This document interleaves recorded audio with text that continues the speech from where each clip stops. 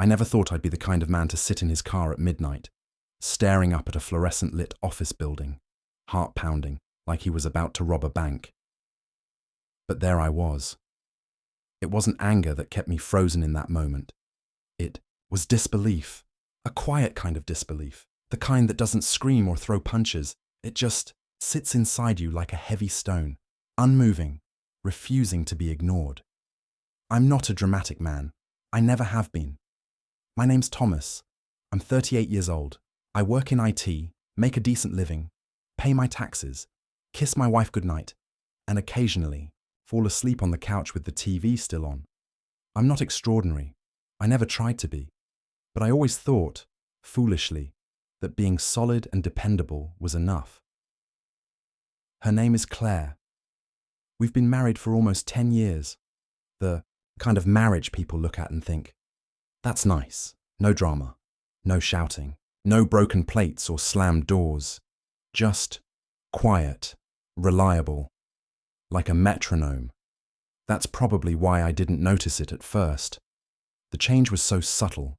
It started with a few late nights, a few tired excuses. Deadlines are killing me, she'd sigh as she kicked off her heels.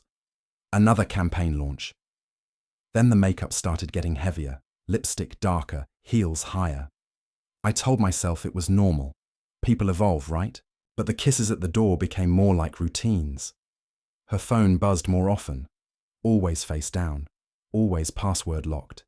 And the laughter, it stopped including me. Still, I said nothing. I've always believed trust is the bedrock of love, that if you start questioning every detail, you're the one destroying the relationship. So, I held my tongue. I brought her coffee on her late nights. I texted her to drive safe. I watched her walk out the door, dressed for work, but with something in her eyes I couldn't quite read. It wasn't until that Tuesday night that something inside me cracked. She had told me she was working late again. The client changed the whole brief.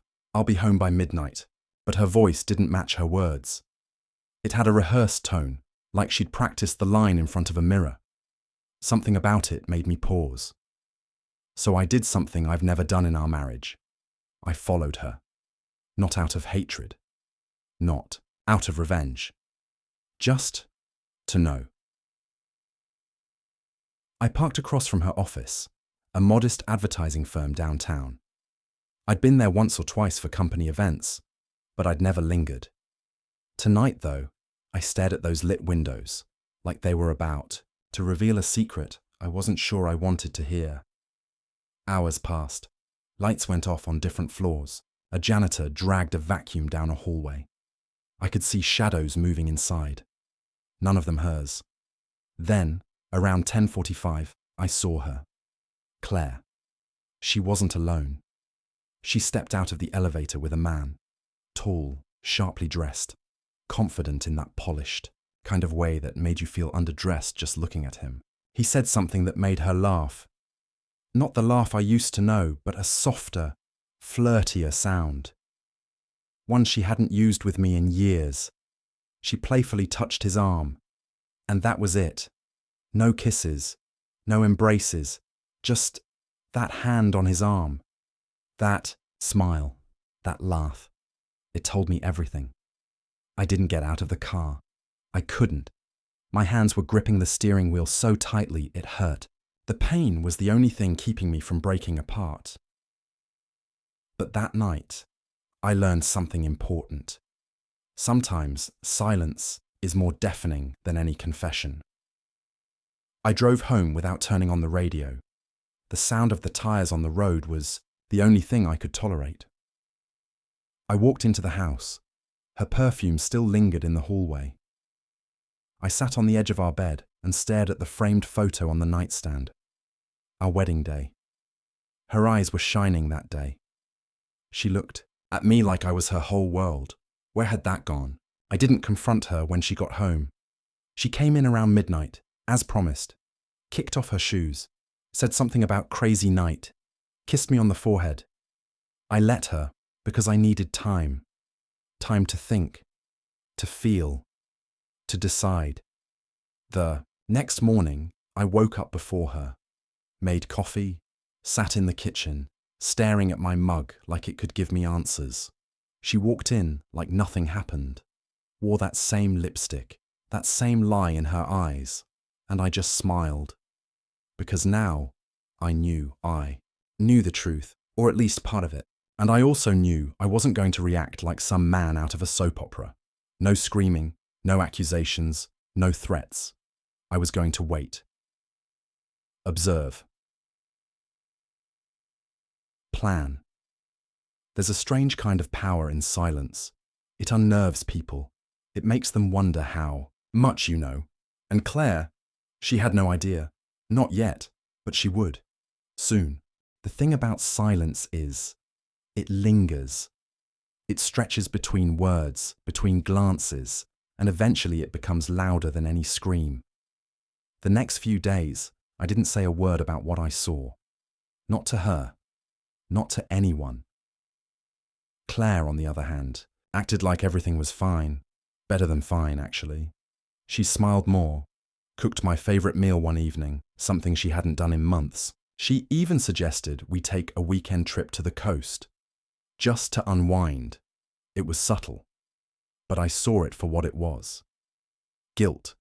The kind of guilt that creeps in late at night and whispers things you try to ignore.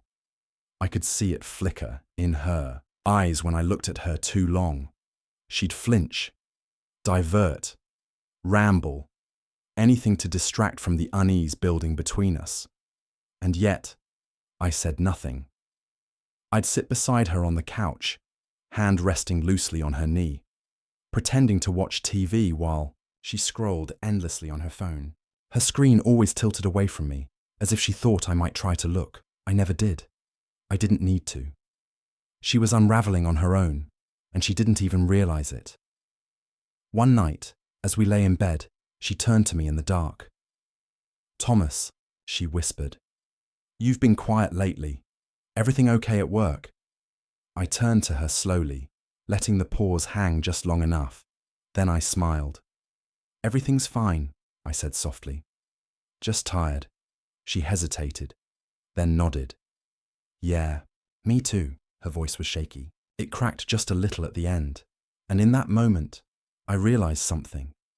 She was more afraid of my calmness than she ever would have been of my rage, because anger is loud, but it passes. Calmness. That stays. That eats away at you. That makes you wonder what the other person knows, and what they're planning. Over the next few days, I observed more carefully. The late nights continued, though now she staggered them. One night she'd be home early with takeout and wine. The next she was working late again, and always, that same man. I saw him once more. They exited together from the back of the building this time. She was laughing again, but not like before.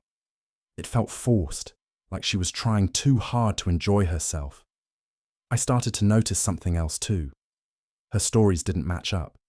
She'd tell me she had a meeting with Jenny from accounting, but I'd see a calendar reminder on our shared fridge that said Jenny was on leave for 2 weeks. She said her phone died one night, but I found her charger still in her purse the next morning. They were small things. Most people wouldn't catch them, but I did. I caught them all. And slowly, piece by piece, the puzzle came together. She was hiding something, or someone, and now she was trying to balance the lie with the life we used to have, like someone trying to walk a tightrope while juggling knives. I played my part perfectly, smiling, asking about her day, offering to help with dishes, suggesting we go out for brunch, and the more I played the devoted husband, the more uneasy she became. It was working. But I wasn't doing this for revenge. Not yet. I needed clarity first. So one night, while she was in the shower, I walked into her home office. She rarely used it. Claimed she preferred to work at the office where she had access to the big screens, but I'd seen her bring papers home, confidential-looking folders, a USB drive once or twice. I sat at her desk. The drawers weren't locked. I opened the top one. Inside was a simple black notebook, unlabeled. I flipped it open. Pages and pages of client notes, campaign ideas, rough sketches, normal stuff, until I reached the back. There it was. A name. Elliot. The same name I'd seen on the building directory outside her office the night I followed her. Elliot Wade, creative director. She had doodled hearts around it.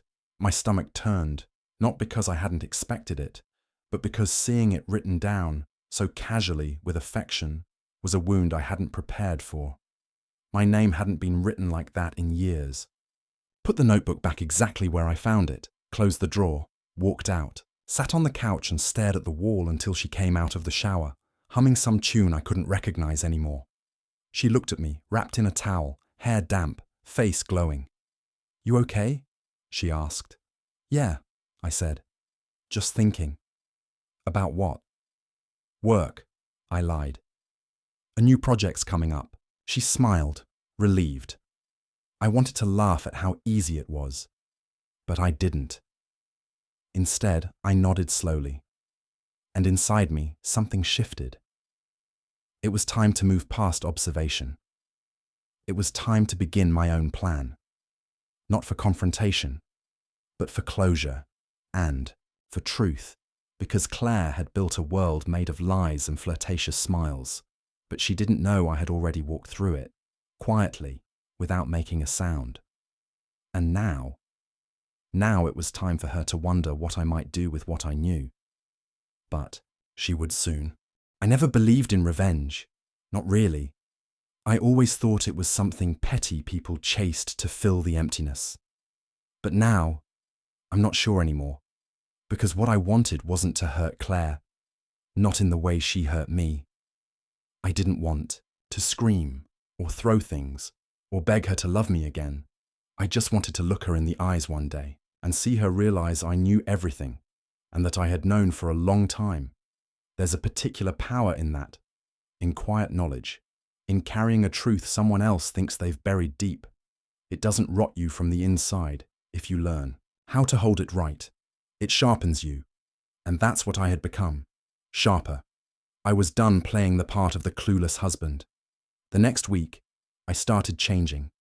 Subtly, I got a haircut, switched up my wardrobe, bought 2 new suits, tailored. I started working out again, nothing too dramatic, just enough to remind myself who I used to be before comfort turned into routine, before the man in the mirror looked like he was trying to disappear into the background of his own life. Claire noticed. "Wow," she said one morning as I adjusted my tie. "You look sharp." I gave her a small smile. "Thanks. Big meeting today." Something like that. She stared a moment too long. Not in admiration, in confusion, suspicion. Good. Let her wonder. At work, I started arriving earlier, staying later. Not because I had to, but because I wanted to. I buried myself in numbers and charts, launched a side project I'd shelved for years. My colleagues began noticing. Even my boss pulled me aside and said, "I like this version of you, Thomas, focused, driven." I nodded and thanked him. But in truth, I wasn't doing any of this for them. I was doing it for me, and maybe a little for the man I had lost somewhere in the shadows of Claire's betrayal. But even as I rebuilt myself, I didn't lose sight of what mattered most, keeping her guessing. I made sure to take a few late nights of my own, told her I was helping with a merger, that I was meeting with external consultants. Sometimes I'd get home past midnight, just to flip the script. And Claire, she started cracking, not all at once, but in small, jagged ways. She asked more questions. "Where were you? Why didn't you text? Is something going on?" I'd smile, softly. "Just work. You know how it is." She didn't press. Not yet. But I could see it in her eyes. She was trying to do the math, trying to balance her own lies while dealing with the possibility that I might be hiding something too. And suddenly, she wasn't as confident anymore. One night, we were having dinner at a little Italian place we used to love. We hadn't been there in years. She wore the dress I'd bought her 3 anniversaries ago, deep navy, off the shoulder. She looked beautiful. almost like the woman I used to know, but the energy had changed. She kept glancing at my phone when it buzzed, watched me a little too closely when I said I was heading to the restroom, and when I got back, she was scrolling through her own texts, but locked the screen as soon as she saw me coming. That's when I knew for sure. She was nervous, because now she was starting to understand something that terrified her more than anything else. I wasn't begging for her attention. I wasn't even trying to stop her from leaving. I was just watching and healing. And that kind of calm was more threatening than any tantrum. After dinner, she reached for my hand as we walked to the car. I let her. Her fingers were cold.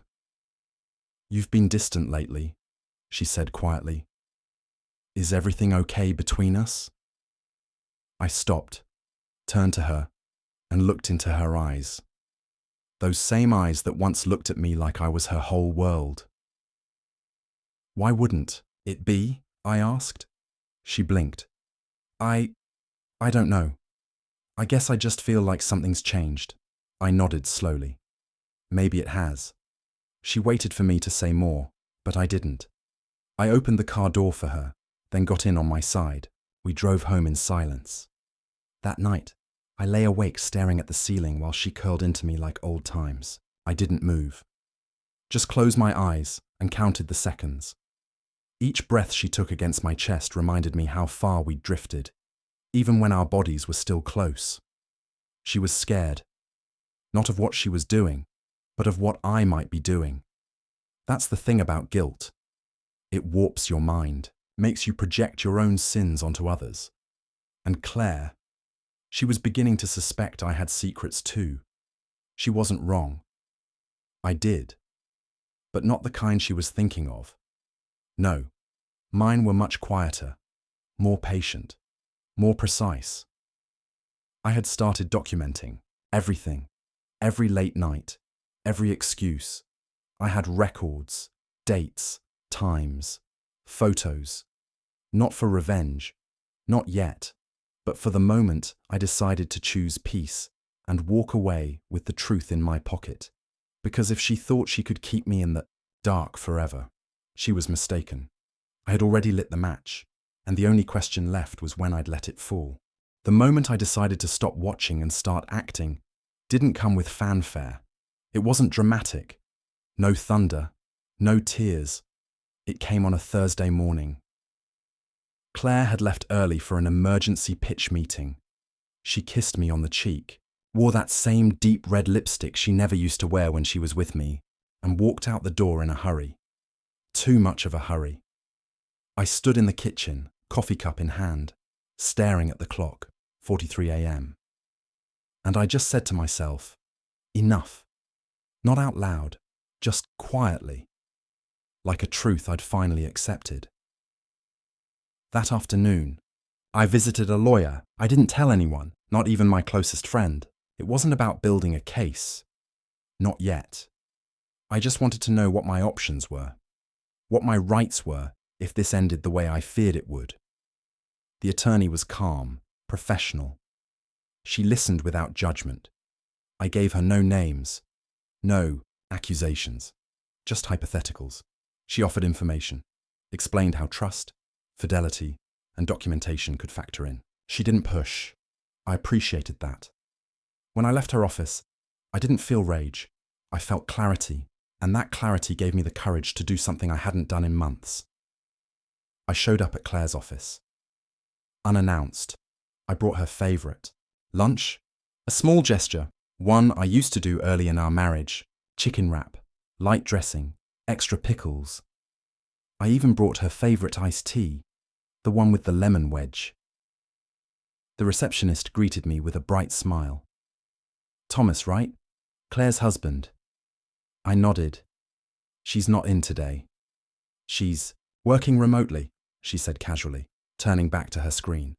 I paused. "Are you sure?" She smiled again. "Yeah, she said she had some personal errands to run. Should I tell her you stopped by?" I shook my head. "No, that's all right. Thanks." I walked out slowly, the paper bag still in my hand. I didn't even feel hurt. I felt confirmed. Every time I gave her the benefit of the doubt, she took it like a token and traded it in for a lie. She was getting bolder now, and that meant she was getting sloppy. That night, I didn't mention anything, just heated up some leftovers and watched a documentary while she claimed she was still in post-meeting debrief. I nodded, smiled, offered her a bite of my pasta. She declined. I knew what she was really chewing on. Her lies. The next day, I bought a small voice recorder, the kind they sell in tech stores for students and journalists. I tucked it discreetly into the lining of her car. It activated with sound. Again, not for revenge, just for truth. If I was going to confront this, I wanted to do it without shouting, without doubt, without letting her rewrite the narrative with crocodile tears and half-truths. Let the facts speak for themselves. Days passed. She continued her performance. Sweet one moment, distant the next. She cooked once, wore lingerie another night, asked if I wanted to plan a vacation. She was testing the waters, trying to see how much of me was still under her spell. I gave her just enough to keep her confused, and that's when she started to slip. I retrieved the recording the following week. Listened to it in my car, parked outside a quiet lake about 30 minutes from home. I figured if I heard something too painful, at least I'd have peace and water around me. The audio was grainy but clear enough. There was her voice, and then his Elliot, their laughter, the soft flirtation, her voice when she said she'd miss him telling her she smelled incredible, the sound of a kiss, short but unmistakable. I didn't flinch. I just closed my eyes, let the wind hit my face, and sat there. In that moment, I felt something I hadn't felt in months. Freedom. Because now I wasn't assuming, I wasn't guessing. I knew, and knowledge, as quiet and heavy as it can be, is also liberating. That night, when I came home, Claire was in the kitchen, chopping vegetables, acting like we were the happiest couple in the world. She turned to me with a smile. "Hey, love. You're home early." "Yeah," I replied softly. "Thought I'd help with dinner." She looked surprised but pleased. "That's sweet of you." I kissed her cheek, washed my hands, and grabbed a second knife. For the next 30 minutes, we cooked like strangers pretending to be lovers. She made jokes. I laughed at the appropriate times. We moved around each other with a choreography that had become muscle memory. But beneath the motions, there was a current. A shift she couldn't quite name, but definitely felt. And then, as we sat down to eat, I said it. "I stopped by your office the other day."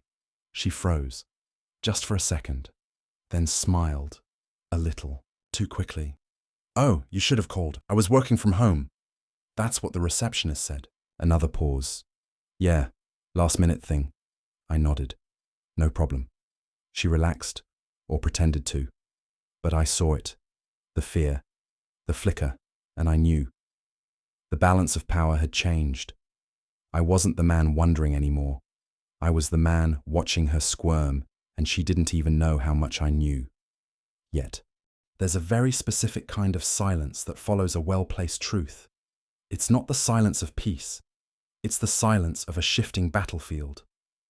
And in that moment, when I told Claire I had visited her office, I felt the tremor in her breath. She didn't say much, didn't make a scene, but her fork paused mid-air, just long enough for me to notice, just enough for her to realize I wasn't asleep anymore. She spent the rest of that dinner asking about my day, about work, about if I wanted to go hiking that weekend. Claire was trying to regain control of the conversation, of me, the same way she always had, with distractions. But I wasn't that version of myself anymore. The man who took words at face value. The man who would have gladly accepted breadcrumbs and called it a feast. Now, I wanted to see how far she'd go to protect the lie, and just how badly she'd panic when I started to push back. So the next evening, I decided to make my move. Not a confrontation, not yet. Just a nudge. She was on the couch, scrolling through her phone, pretending to be focused on some recipe video. I walked in holding a small white envelope. She looked up. "What's that?" I smiled. "Something for you." She hesitated before taking it. Inside was a printed dinner reservation. Upscale restaurant. Friday night. One of those places you need to book weeks in advance. Her brows lifted. "This is... wow. Fancy. I figured we could use some time together. Just the two of us." She blinked. "Really? Really?" A pause. "But I thought you had that late meeting Friday." I looked at her, straight in the eyes. "It got cancelled." And then I added, very slowly, "I moved it." She nodded too fast. "Right. Okay. I'll make it work." I could see the conflict play out across her face in real time. Whatever she had planned for that night, it wasn't dinner with me. I had just cut into something, and she didn't know how to say no without raising questions. Perfect. When Friday came, she dressed up. Beautifully. Almost too much. As if trying to remind me, or herself, that this version of us still had life in it. She wore the same perfume she used to wear when we were first dating. The one I hadn't smelled on. Her in over a year. We barely spoke on the drive over, just light chatter. Weather, traffic, the menu. But beneath every word was something unsaid, something pulsing. We sat by the window. Candlelight flickering, waiter hovering.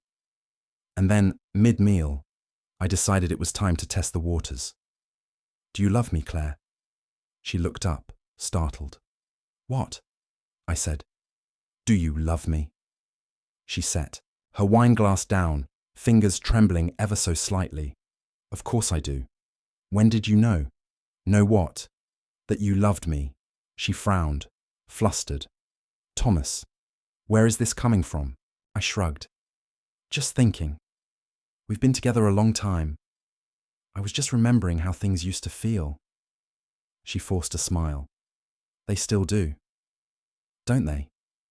"Do they?" I asked, and let that question hang in the air, heavy and cold. She didn't answer, didn't need to. That night, as we drove home, I took a different route, one that passed by her office building. She noticed. "Why this way?" Just felt like seeing the city lights. As we stopped at a red light, I nodded toward her floor. "Do you think they're still working up there?" She was silent. Then softly, "Maybe." I smiled. "Must be exhausting. So many late nights. You work hard, Claire."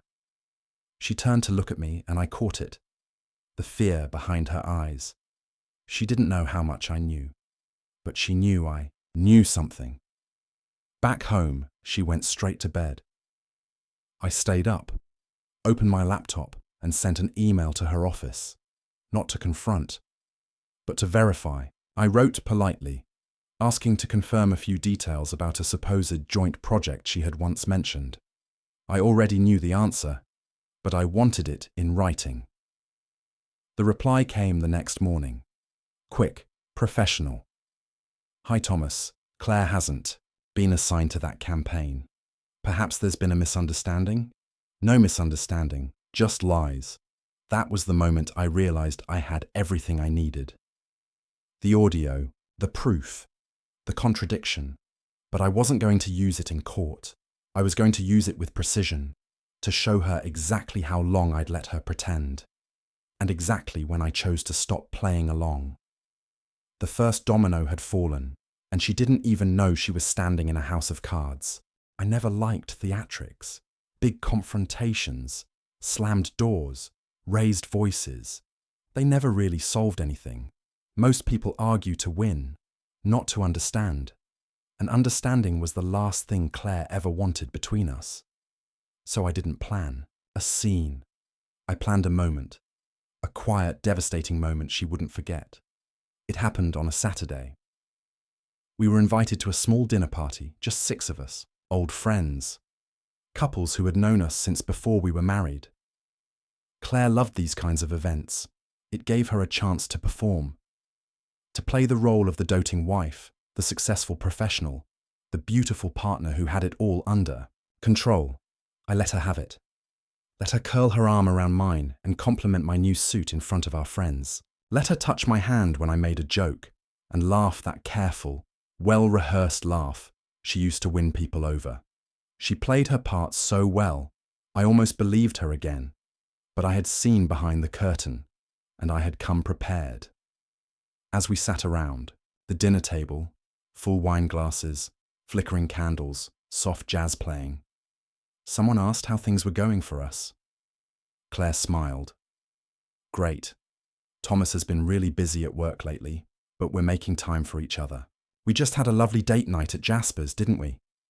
She looked at me, eyes gleaming. I nodded slowly. Yeah, it was enlightening. She paused for just a second. That flicker again. One of the wives laughed. God, I miss those early date nights. You two always looked so solid. And I smiled, because I was about to break the illusion, not with noise, but with clarity. I pulled out my phone, scrolled, found the email I'd received from her office. I turned the screen and set it gently on the table in front of Claire. At first, she didn't react. Her fingers brushed the screen, her smile frozen. She began reading, and the colour drained from her face. It was just one line. Claire hasn't worked on that campaign. Perhaps there's a misunderstanding. I didn't say a word. Neither did anyone else. The silence grew thick, tense. Claire looked up at me, eyes wide. What is this? I tilted my head slightly. A reply. From your office. About that project you said kept you late all last month. She began, then stopped. Our friends exchanged glances. No one dared speak. The wine no longer tasted sweet. I can explain, she whispered. Can you? I asked softly. She searched for words, but her mouth just opened and closed, like someone drowning in plain air. It wasn't like that, Thomas. I didn't mean to lie. Things got complicated. I nodded. I know. Her hands were trembling now. Can we talk? Privately, she asked. But it was too late for privacy. Too late for shadows. I know about Elliot, I said, calmly, without venom. Just truth. She gasped, the sound so sharp it cut through the room. Thomas, I swear, I never meant to. I raised my hand gently. Don't, she froze. You told me you were working late. You told me it was just stress. I supported you. I trusted you. But you weren't tired from work. You were tired of me. The room was so silent I could hear the clink of someone's fork hitting their plate. Claire's face was pale now. Tears welled up in her eyes. But still, she didn't cry. Not yet. I leaned back in my chair, calm, collected. You lied to me, I said. Repeatedly, carefully. And I let you. Because I believed in the version of us we used to be. She reached for my hand across the table, but I pulled away. That more than anything seemed to break her. Please, she whispered. Can we just go outside? Talk? I stood up, slowly. Let's go. We left the table in silence, stepped out into the night air. She hugged herself, shaking. Thomas, I made a mistake. I didn't mean for it to go this far. He doesn't mean anything. It was just attention.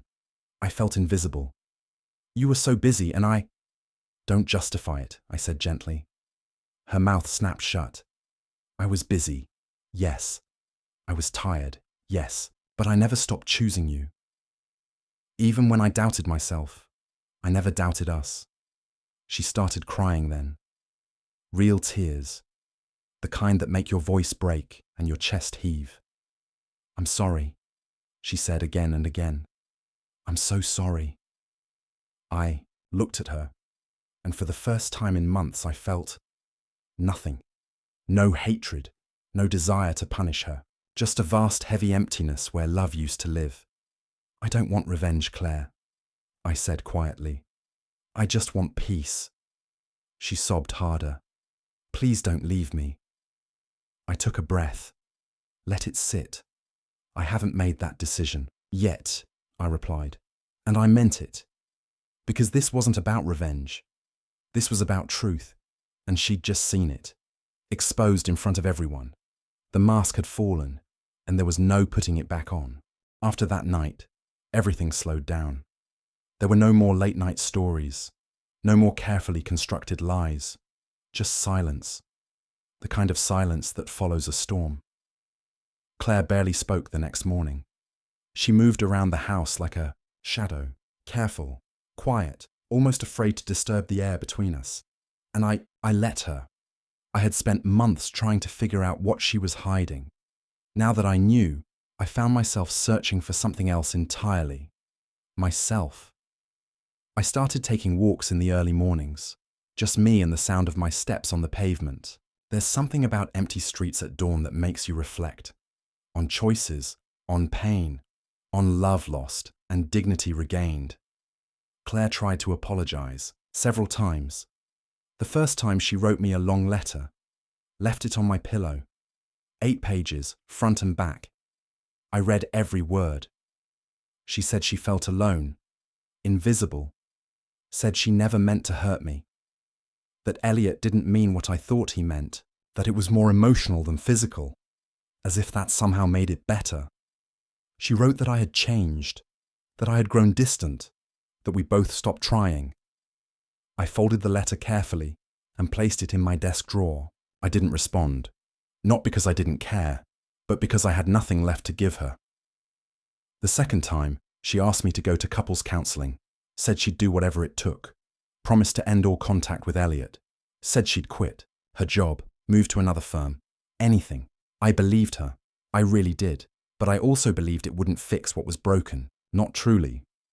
Because trust, once shattered, doesn't come back in the same shape. You can piece it together, yes, but it will never be whole again. There will always be cracks. And I was tired of living in a house built on cracks. I needed more.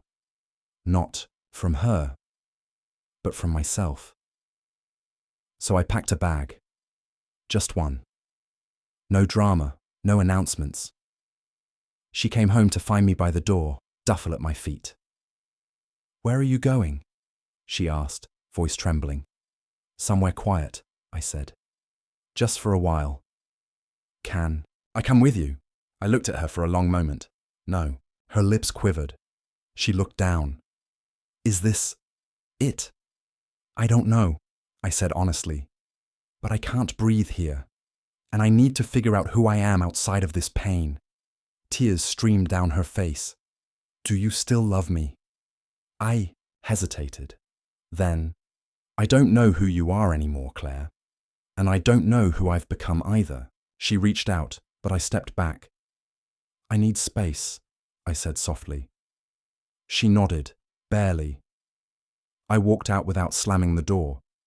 Because I wasn't angry anymore, I was just done. I stayed at a friend's cabin for a few weeks. No TV, no emails, just quiet. I journaled, cooked simple meals, watched the sun rise and set like it was something sacred. And slowly I started to feel my chest lighten. I remembered what it felt like to laugh without bitterness, to sleep without questioning everything, to look in the mirror and not see a man being lied to. I found myself again, in the stillness. One afternoon, I got a text from Claire. "I understand now. You deserve more. Thank you for giving me time to face myself."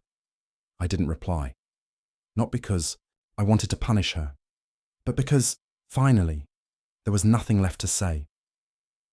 Months passed. I returned home, not to our house, but to a small apartment I'd rented on the edge of the city. It wasn't big, but it was mine. The walls were bare. The furniture mismatched, but the air, it was honest. And that's all I needed. I started reading again, taking long drives. I even joined a community group, something Claire used to suggest, which I always refused. Funny how things change when you're no longer afraid of looking inward. People asked what happened between us. I never gave them the juicy details. I just said, we grew apart, and then the truth caught up with us, and that was enough. Because healing isn't about exposing someone else. It's about choosing yourself, one day at a time. I don't know what the future holds. Maybe I'll love again. Maybe I won't. But I've made peace with the past, and in that peace, I've found something I never expected. Gratitude. Not for the betrayal, but for what it forced me to become. A man who doesn't beg to be seen. A man who walks away, not to escape, but to reclaim his voice. A man who now knows. Silence isn't weakness, it's strength held in restraint. And sometimes the quietest goodbyes are the ones that echo the loudest.